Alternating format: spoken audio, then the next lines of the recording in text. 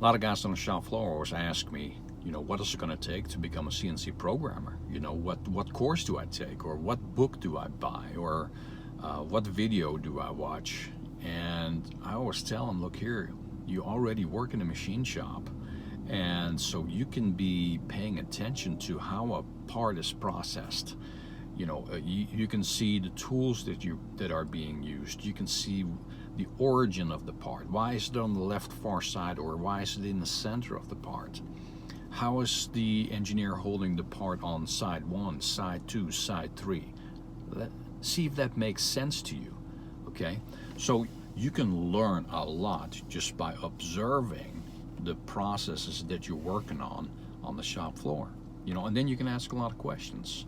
Now, to fill in those little details, first of all, there's a lot of content online. There are courses, there are YouTube videos, and yes, there are books. But if you are already in the shop, in the environment, you have a huge advantage, okay? So yes, it is going to take some time on your own to get some skills to be able to understand the code part of it. But half the problem for a CNC programmer is understanding how to process the part. Just grab any item that you look in the shop and start thinking, how would I process that? Where would I put the origin? What kind of tools would I need? I need a rougher, I need a finisher, I need a center drill, I need a drill, I need a reamer, I need a tap, okay? Make up a program, create a process for yourself.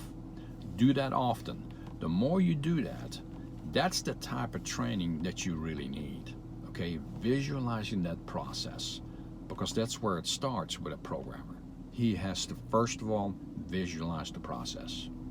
If you have any questions, leave a comment below, and I'll be glad to talk to you about how to approach a process. Thanks.